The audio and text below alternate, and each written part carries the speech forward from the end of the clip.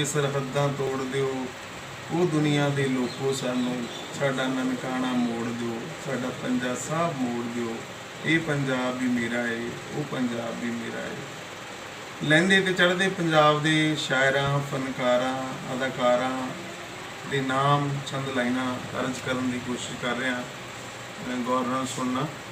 ਮੈਂ ਚੜ੍ਹਦੇ ਪੰਜਾਬ ਦੇ ਸ਼ਹਾਰਜਾ ਜਿਸ ਨੂੰ ਕਿਹਾ ਜਾਂਦਾ ਹੈ, ਬਠਿੰਡਾ ਤੋਂ ਨਰੇਸ਼ ਰੁਪਾਣਾ।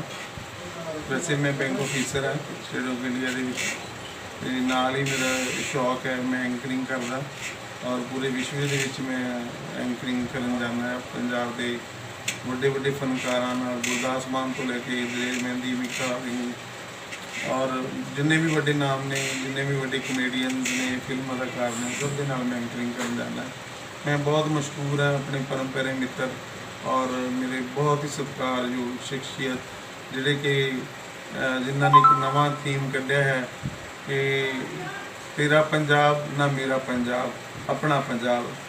ये मानयोग शख्सियत है सरदार हरमीत सिंह चुग, ये प्लान दी कंपनी के CEO ते MD ऑनर ने, तो इन्होंने जिहड़ा है बीड़ा चुक्या दोवें पंजाबां नूं नेड़े करन दा।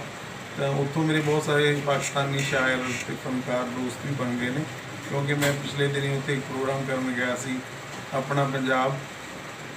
उस प्रोग्राम दे विच पाकिस्तान के शायर, फनकार, कलाकार, इंग्लैंड तो सहारा बैंड और पंजाब तो जिहड़ा है स्पैशली गुरकीरत घुग्गी साहब, खली जी और कनवर गरेवाल तो इलावा एंकरिंग करनी मैं गया सी। और पाकिस्तान तो एंकरिंग करने वास्ते तरनजीत पाकिस्तान TV तो आया सी, तो उन्होंने जोड़ा है उत्थों मैं बड़ा उत्साहित होया। तो हुण जिहड़े है मेरे पाकिस्तानी शायरां नाल, फनकारां नाल बड़े अच्छे रिलेशन बन गए हैं। तो कुछ लाइनां मैं कल उन्होंने लिख के भेजियां सी, उन्होंने बड़ियां अच्छियां लगियां, तो उन्होंने कहा कि रुपाणा साहब कुछ होर भेजो। तो मैं एक शेर जिहड़ा हैगा अपने अंजुम सनीमी होरां नूं जिहड़ा पेंट करना चाह रहा हैगा कि तू क्यों ढावें मस्जिद मेरी, मैं क्यों ढावां मंदिर नूं, तू क्यों ढावां मस्जिद मेरी, मैं क्यों ढावां मंदिर नूं, आ जा दोवें बह के पढ़ीए एक दूजे दे अंदर नूं। सदियां तो कुछ नहीं जाना मस्जिद मंदिर दा, सदियां तो कुछ नहीं जाना मस्जिद मंदिर दा, लहू ते तेरा मेरा लगना एक दूजे दे अंदर नूं। रब करे तू मस्जिद वांगू, रब करे तू मंदिर वांगू, वेखे मेरी मस्जिद नूं, रब करे तू मंदिर वांगू, वेखे मेरी मस्जिद नूं, अल्लाह करे मैं मस्जिद वांगू देखा तेरे मंदिर नूं। कि हुण असां नहीं आउणा बाबा मुड़ मुड़ के तेरे मेले ते, असां नहीं आउणा बाबा मुड़ के तेरे मेले ते, पहरावा देख के दिंदे ने वरतावे तेरे लंगर नूं। तू क्यों ढावें मंदिर मेरा, तू क्यों ढावें मस्जिद मेरी, मैं क्यों ढावां मंदिर नूं, आ जा दोवें बह के पढ़ीए एक दूजे दे अंदर नूं। एक शेर अर्ज है जी कि भाइयां विच जो फुटदे बीज बीजे, रहिए बच के उस चलाक कोलों, भाइयां विच जो फुटदे बीज बीजे, रहिए बच के उस चलाक कोलों, घर फूके ने सदा सियाणियां ने, ते अग लगी नहीं कदे किसी जवाक कोलों। लहू डुलिया जुल्म दी अत वेखी, पंजाब विछड़िया जदों पंजाब कोलों, मक्खण बराड़ा वो अज भी बड़ा रोंदा, मीता विछड़ के यार मुश्ताक कोलों, मीता विछड़ के यार मुश्ताक कोलों। और नवजोत सिद्धू हुणां दी इमरान खान साहब की दोस्ती जिहड़ी हैगी है बड़ी पाक पवित्र है। उन्होंने 13 करोड़ जिहड़े नानक लेवा सिखां वास्ते एक बहुत बड़ा काम किया।